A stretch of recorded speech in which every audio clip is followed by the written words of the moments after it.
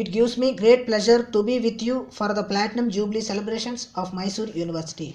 I thank the Governor of Karnataka, the Chief Minister, and authorities of the university for their kind invitation to me to be with you on this occasion and to associate myself with the construction of the Senate Hall of the university.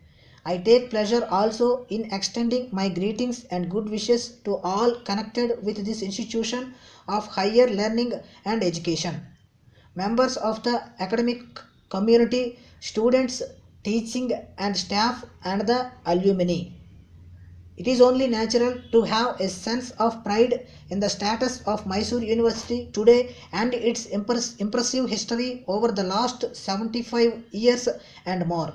It would be appropriate to remember the impulse for the growth of the university provided by the royal family. Their vision, ability, and pioneering leadership comprise an invaluable contribution.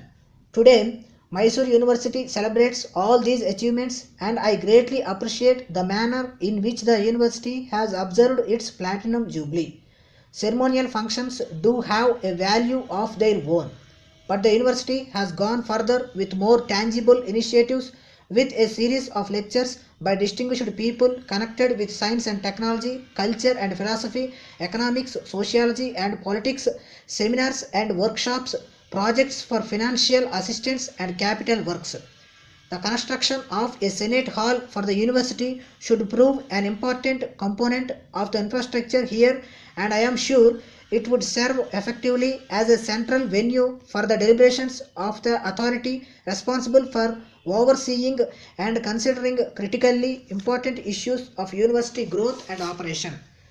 As we look ahead, and occasions like this give us an opportunity to take a long view, how should we perceive the requirements of university education in the decades ahead?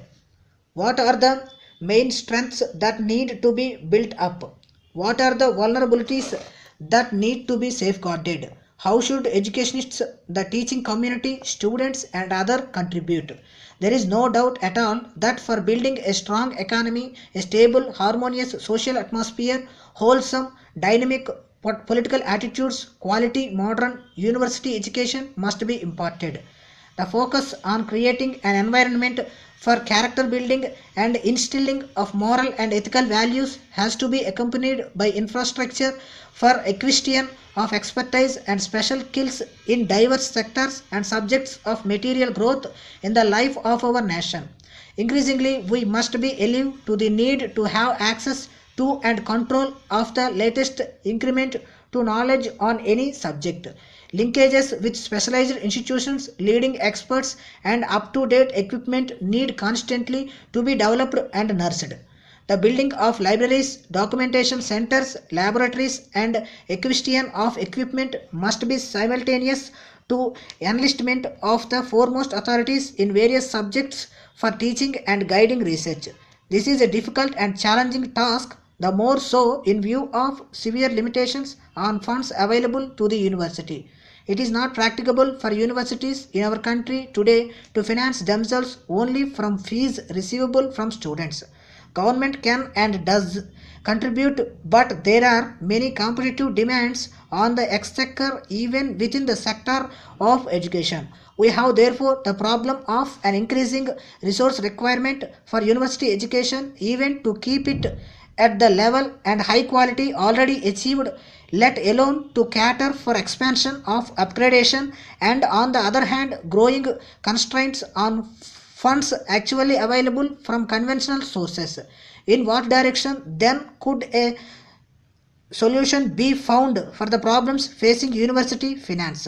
A perspective of our national economic growth should provide an outline of the approach that may prove useful in this context.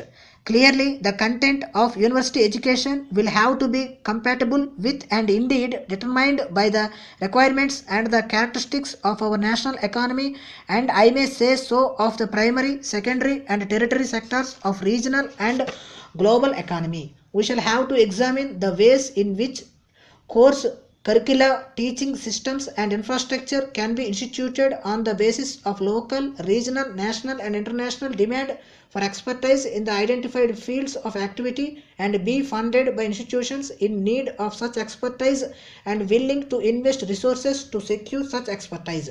With governmental encouragement and support, universities should move energetically to explore the possibilities for such linkages and to establish and develop these. A well thought out and determined effort needs to be made to connect our industrial, commercial, and other establishments with university education and growth. The scope for doing so, particularly in technical areas and in the spheres of science, research, and development, is tremendous. The educationist, the administrator, and economic enterprise must combine to make such a breakthrough. This approach has been followed in developed countries. It is the need for our own future now. Mysore University is very eminently placed to be amongst the pioneers in this direction. The concentration of industrial dynamism in Bangalore, the spirit of enterprise in Karnataka, the prestige and high traditions of the university, and the quality and resourcefulness of the academic community can combine to show the way to all other universities. This is a task which can merit the personal support and initiative of the Chancellor of the University as well as the Chief Minister of the state. Success in this respect, in my view, would be of immense value to the health and meaningfulness of universities in India and in the context of the true horizons of university education for the youth of our country. One other aspect comes to mind in this connection, and it is this: the cultivation of objectivity of mind amongst our youth, indeed amongst our people. That is of basic importance, and upon the degree of objectivity developed enormously depends the chance of any worthwhile progress by the people of our country in overcoming our problems.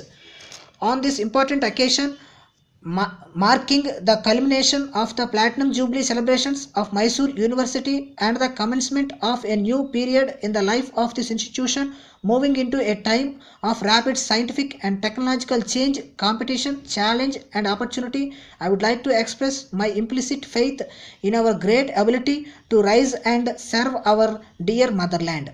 May every student sincerely help the nation building activity.